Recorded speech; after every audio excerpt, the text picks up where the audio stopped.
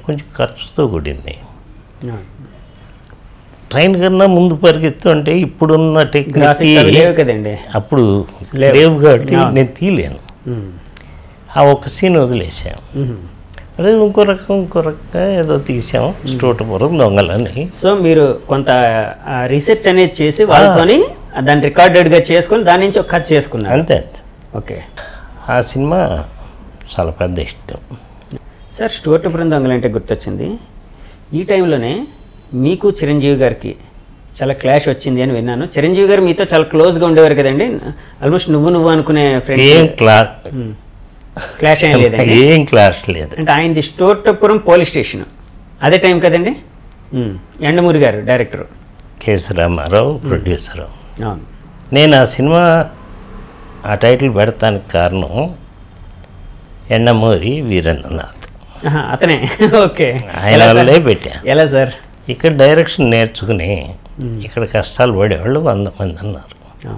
నువ్వు రాసుకుంటున్నావు, నీకు చాలా వాల్యూ ఉంది, రచయితగా చాలా వాల్యూ, చాలా వాల్యూ. నీ పని నువ్వు చేసుకోవడం, మా పనిలోకి ఎందుకు వచ్చావు అన్న కోపం, చిన్న కోపం, చిన్న మనసులో ఫీలింగ్. దానికి తోడు అదే టైంలో నాగార్జునతో సినిమా తీశారు, సేమ్ బ్యాక్గ్రౌండ్, టైగర్ నాగు బ్యాక్గ్రౌండ్ అండి. అంటే స్టోటపురం దొంగలు బేస్డ్. ఓకే. జరుగుతుంది అది. మా తర్వాత ఎప్పుడో రిలీజ్ అయింది. ఆగస్టు 26 ఎప్పుడో నేను స్టార్ట్ చేశాను, ఆయన ఏదో అదే మంత్లో స్టార్ట్ చేశారు. మా ఇద్దరికి ఏ విధమైన డిస్ప్యూట్స్ లేవు. ఓకే.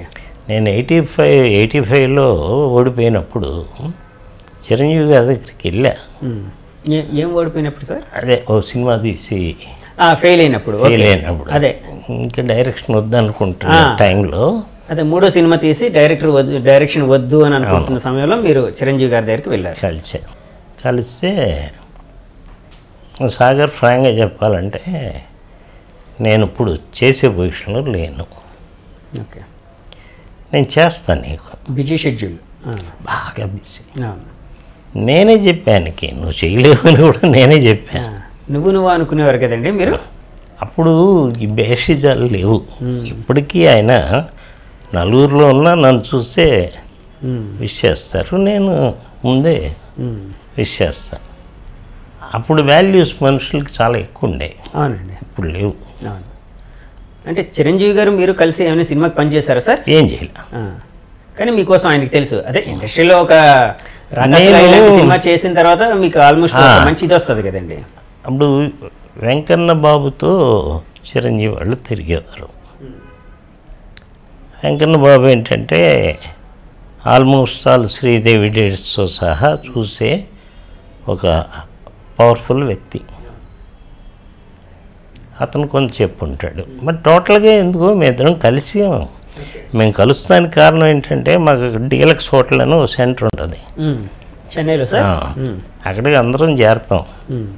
ఈ నటులు కొంచెం హైఫైడ్ పీపుల్, డీసెంట్ పీపుల్ అంతా అక్కడ వస్తారు. అంటే అరౌండ్ 1980-85లో అండి ఇది. ఓకే. ఇది ఇంకా ముందు నుంచే 80s నుంచి. ఈ ఆర్టిస్ట్ సుధాకర్ నాకు బాగా, కమెడియన్ సుధాకర్, ఆడ ఫాదరు ఏలూరులో రైల్వే స్టేషన్లో క్యాంటీన్. నేను ఎప్పుడన్నా ఏలూరు వెళ్తే కూడా ఆ క్యాంటీన్ నుంచే మనకి ట్రైన్లోకి వస్తూ ఉంటుంది టిఫిన్. అది అడిగితే నేను చేస్తాను నీకని ఒక్కడికి చేయలేను. అంటే చిరంజీవి గారిని అడిగారండి? మీరు అడిగారండి ఆయనే చెప్పారు? నేనే అడిగాను, సినిమా చేస్తావా, నాకు ఇలాగ లాస్ అయింది అన్న. అంటే మీరు డైరెక్టర్గా అడిగినట్టండి, ప్రొడ్యూసర్గా అడిగినట్ట? ప్రొడ్యూసర్గా డైరెక్షన్గా నేను వద్దనుకున్నాను. డైరెక్షన్ వేరే వాళ్ళని ఎవరినో పెడదామని. అంటే ఆయన ఇష్టం, మనకు చిరంజీవి గారు ఆప్షన్ అది. మనకు కావాల్సింది డబ్బు, మనం పోగొట్టాము, మన డబ్బులు మనకు కావాలి. మన డబ్బులు కావాలంటే చిరంజీవి ఒక్కడే అప్పుడు ఉన్న హీరో. ఓకే. ఆయన చేస్తే 100% వాళ్ళు కనీసం ఒక 5 కోట్ల లాభం వస్తుంది ఆ రోజుల్లో. అప్పట్లో అప్పుడు సుధాకర్కి, హరి, ప్రసాద్కి, నారాయణరావు గారు, నారాయణరావుకి ఇంకెవరికో కలిపి చేశాడు. ఆయన రూమ్మేట్స్ కదండి వాళ్ళందరూ. వాళ్ళు నలుగురికి 4 పావలాలు వేసి లాభం. ఓకే, అలా మనకి ఇస్తా అన్నాడు. ఓకే, అలా సినిమా చేసుకోమని మీకు ఆఫర్ ఇచ్చారు. సినిమా చేస్తా అన్నారు. ఎప్పుడు అన్నా అంటే చూస్తున్నావు కదా ఇవన్నీ అవన్నీ అన్నాడు. సరే కనీసం నా టోకన్ నెంబర్ చెప్పు అన్నా. టోకన్ అంటే నువ్వు 8 ఓడి 9 ఓడి ఉంటే నీ 10 ఓడి అవుతావు కదా, ప్రయారిటీ లిస్ట్ చెప్పమన్నారు. ఏదో చెప్పాడు. చెప్పినాక ఈ పరిస్థితుల్లో నిన్ను రోజు కలవాలా, వారంకి ఒకసారి కలవాలా, నెలకు ఒకసారి కలవాలా, ఇప్పుడు దగ్గర అయిపోయాం. అవునండి, అవును అవును, మనం అడుక్కునే పొజిషన్కి వచ్చాం కదా. అంటే అదేం లేదు, నేను చెప్తాను నీకు అన్న. ఆ తర్వాత ఈ స్టోర్పురం దొంగలు తీయాల్సి వచ్చింది. మీ ఫ్రెండ్ ప్రోత్సాహంతోనే చేసాం. ఈ చేసేప్పుడు అజయ్ అని డైరెక్టర్ మాతృదేవ్ అజయ్ కుమార్ గారు, అజయ్ని పిలిపించా. అజయ్ నీ కథ నాకు చెప్పొద్దు, అడుకో డైరెక్టర్. దేనికండి? ఆయనకు స్టోర్పురం పోలీస్ స్టేషన్. ఓకే, ప్యారలల్గా నడుస్తున్న చిరంజీవి గారి సినిమా, మీ సినిమా, దానికి చిరంజీవి గారి సినిమాకి అజయ్ గారు కో డైరెక్టర్. ఓకే, మీ కథ నాకు చెప్పొద్దు, నా కథ విను. మీ కథలో ఏదన్నా అది మిక్స్ అయితే నాకు చెప్పు, నేనే తీసేస్తా అన్న. విన్నాడు, ఏం కాలే. ఎప్పుడన్నా అవకాశం వస్తే చిరంజీవి గారికి చెప్పు అని కూడా చెప్పా. మీ కథని చెప్పమన్నారు చిరంజీవి గారికి. నా కథలో ఏమన్నా పోలికలు ఉంటే నాకే చెప్పు. అదే తీసేస్తానన్నారు, తీసేస్తాను. ఈ మీ కథ విషయం కూడా చెప్పమన్నారు చిరంజీవి గారికి. అయిపోయినాక ఏదో తాజ్ హోటల్ ఎక్కడో పెద్ద మీటింగ్ జరుగుతుంది. దత్తు గారు, రాఘవేంద్రరావు, ఈయన ముగ్గురు వస్తున్నారు. నేను అప్పుడే వెళ్తున్నా ఆ హోటల్లో ఆ ఫంక్షన్కి. గెట్ టుగెదర్ ఏదో మీటింగ్, ఇండస్ట్రీ ఇక్కడికి ఎందుకు రావాలి ఏంటనే దాని మీద. అప్పుడు చెన్నైలో ఇండస్ట్రీ ఉంది, హైదరాబాద్కి షిఫ్ట్ అయ్యే ప్రాసెస్లో ఉంది. ఓకే, ఎదురైతే ఏంటి సాగర్ నల్లబడ్డా అన్నాడు. నాకు ఎండ పడదండి. ఎవరండి? చిరంజీవి గారు అడిగారా? అయినాక నీ కథ విన్నానే బాగుంది, చిరంజీవి చెప్పిన మాట. వాళ్ళు చెన్నై హీరో కాబట్టి ఆ లెవెల్కి ఉంటుంది, బట్ ఇది హిట్ పిక్చరు అన్నారు. థ్యాంక్స్ అండి. కావాలంటే దత్తుని అడుగు. దత్తు నీకేం చెప్పా, రాఘవేంద్రరావు తీశాడు కదా ఏదో సినిమా, ఇళయరాజా మ్యూజిక్, అమ్మని కమ్మని దెబ్బ, ఇదండి జగదిగురుడు అతలకు సుందరి. ఆ సినిమాకి నేను చెప్పాను కదా పెద్ద హిట్ అని ఒక రిఫరెన్స్ నా ముందు ఇచ్చారు. ఓకే, అలాగే దీనికోసం మీ సినిమా కోసం కూడా చెప్పాను అని అన్నారు. ఆ రోజు సాయంత్రం, అది నైటే ఫంక్షను, ఆ ఫంక్షన్ నుంచి మన ఆఫీస్కి వచ్చేసాం హైదరాబాద్. వచ్చి రే చిరంజీవి చెప్పాడంటే డెఫినెట్గా నా సినిమా హిట్ మంది అని కొంచెం ఆనందం, ఓకే, తెలియని ఆనందం. అది రిలీజ్ అయినాక ఫస్ట్ శత్రువు రిలీజ్ అయింది 1వ తారీఖు, అది హిట్. 3వ తారీఖు పోలీస్ స్టేషన్ రిలీజ్ అయింది, చిరంజీవి గారు ఎండమూరి గారి కాంబినేషన్. అది కొంచెం డ్రాప్. నేను 9th రిలీజ్ చేశాను, 100 హిట్. మీ దాంట్లో హీరోలు ఎవరండి?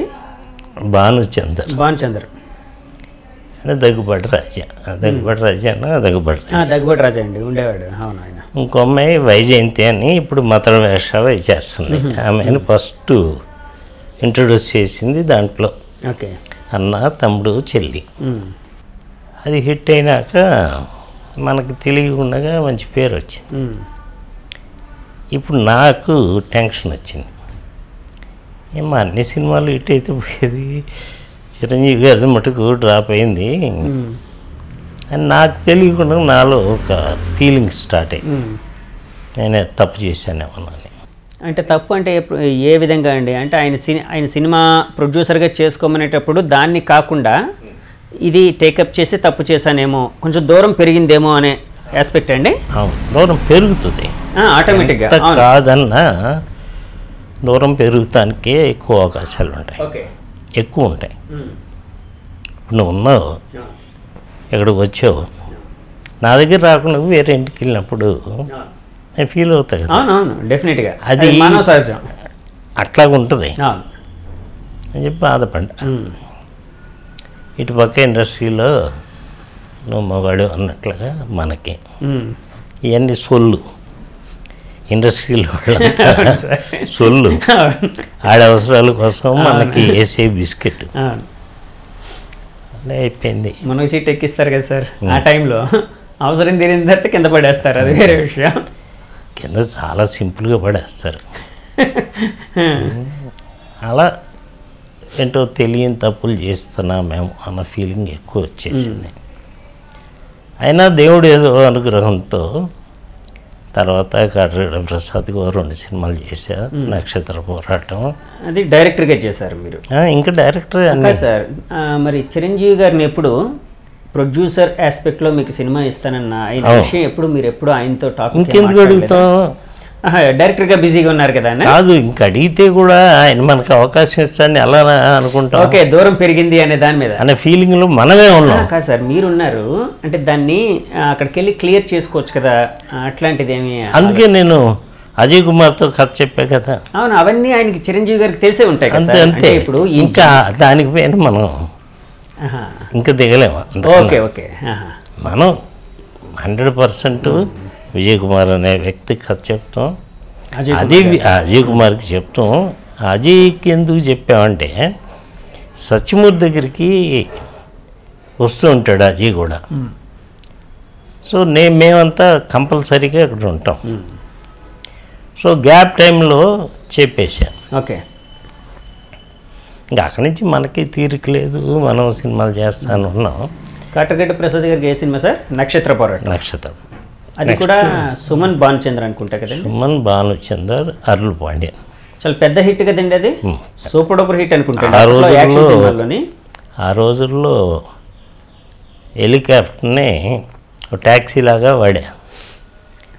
ఓకే, 10 రోజులు 15 రోజులు కేరళలో పెట్టుకుంటే బహుశా ఆ ఇన్స్పిరేషన్తోనే మీ శిష్యుడు వినాయక్ గారు హెలికాప్టర్లు వాడడం ప్రారంభించారేమో అండి. ఊరికి అంటున్నాను సార్, ఇన్ఫ్లుయెన్స్ ఉంటుంది కదా సార్, ఇప్పుడు గురువుల ఇన్ఫ్లుయెన్స్ ఎలా ఉంటుంది కదండి ఎప్పుడు. అంటే ఇంకా ఏదో గొప్ప చేయాలి. అదే అవును అవును, డెఫినెట్గా. కానీ నేను బుట్టే చెప్తాను, ఎవరు ఎన్ని చేసినా సోల్ లేకుండా చేస్తే ఏ సినిమా ఆడదు. సోలు ఉండి చిన్న చిన్న తప్పులు జరుగుతాయి.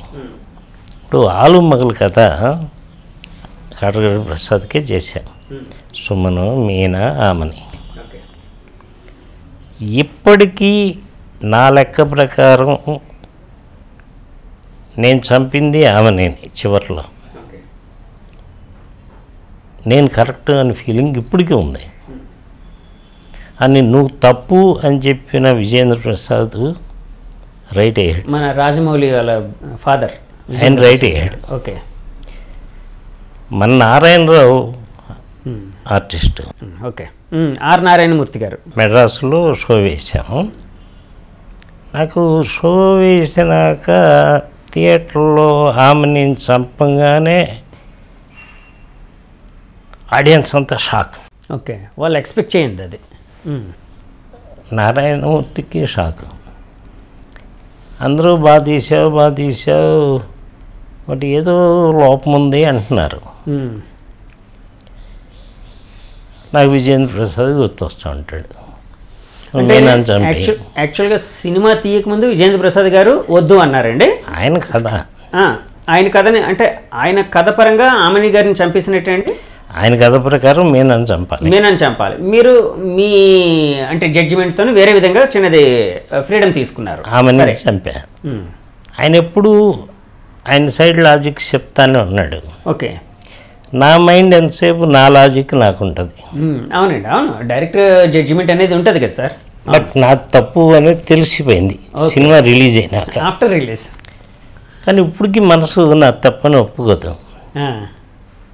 ఇక్కడ రాఘవేంద్రరావు పెద్ద పెద్దవాళ్ళు చూశారు, చాలా బాగా తీశారు, ఆమె నేను చంపకూడదు అన్న. అక్కడ నారాయణమూర్తి సినిమా చూసి బయటకు వచ్చి రమ్మన్నాడు దగ్గరికి. వెళ్ళా, తప్పు చేసావయ్యా, తప్పు చేసావయ్యా, తప్పు చేసావయ్యా అన్నాడు. ఏంటి, నేనని చంపాలయ్యా, ఆమె నేను చంపాను అనే దానికి నిర్వచనాలు చెప్పాడు. ఆలు మగలు అని పెట్టినప్పుడు ఆమె నేను పెళ్లి చేసుకుంది సుమన్. పలానా దేవతని ప్రార్థిస్తే మంచి మొగుడు దొరుకుతాడని చెప్పింది ఆమెనికి. అదే టైంలో సుమన్ అనేవాడు ఈ అమ్మాయి జీవితంలోకి వచ్చాడు. వాళ్ళిద్దరికీ తాత్కాలికమైన పెళ్లి చేశారు. అంటే మీనాకి ఆమెనికి సుమన్కి తాళి కట్టిన అమ్మాయిని, దేవుణ్ణి నమ్ముకున్న అమ్మాయిని నువ్వు చంపేశావు. సెంటిమెంటల్ పార్ట్ ఆఫ్ ద పాయింట్లో కొంచెం ఒక నెగిటివ్ పాయింట్. నా లెక్క ఏంటంటే, మీనా ఎవరికో బాకీ ఉంటే వాళ్ళ పేరెంట్స్, ఆడు నరసింగ్ యాదవ్ గాడు, వాడు ఇలా డబ్బిస్తావా మీనాన్ని పెళ్లి చేసుకుంటాను లేకపోతే అంటాడు. అది సుమన్కి చెప్తే నేను డబ్బు సంపాదించుకుని వస్తానని బయలుదేరాడు. ఆ బయలుదేరినప్పుడు శ్రీశైలం వెళ్తే మంచి జరిగిద్దని చెప్తే ఈ ఆమెని ఇటు వచ్చింది. కరెక్ట్గా తిను పేరు మళ్ళీ, తన పేరు మళ్ళీ. ఈ సుమన్ అనేవాడు మళ్ళీ మళ్ళీ అని పిలుస్తా పాట. ఈ అమ్మాయి పేరు మళ్ళీ. ఇది నన్నే అని ఫీల్ అయింది ఆమెని. అక్కడ కరెక్ట్గా పడిపోతున్న టైంలో ఆ చేతిలో ఉన్న పూలు అలాగే ఇలా కింద ఏళ్ళిద్దరి మీద పడతాయి. ఇలాంటి సెంటిమెంట్స్ అన్నీ పెట్టి నువ్వు ఆమెని చంపేస్తాం తప్పు అన్నారు. రాఘవేంద్ర గారు కూడా అన్నారు, అందరూ అన్నారు. మా గోపీనాథ్ రెడ్డి ఫ్యామిలీ అయితే డీజీపీ గారు, అవునండి, ఎక్స్-డీజీపీ, ఆయన మిస్సెస్ వాళ్ళు చాలా బాధపడ్డారు. నాకు తెలిసిపోతుంది కానీ టైం లేదు నాకు. ఎల్లుండే రిలీజ్. అవును సార్, అప్పుడంతా అంత ఫాస్ట్గా ఉండేది.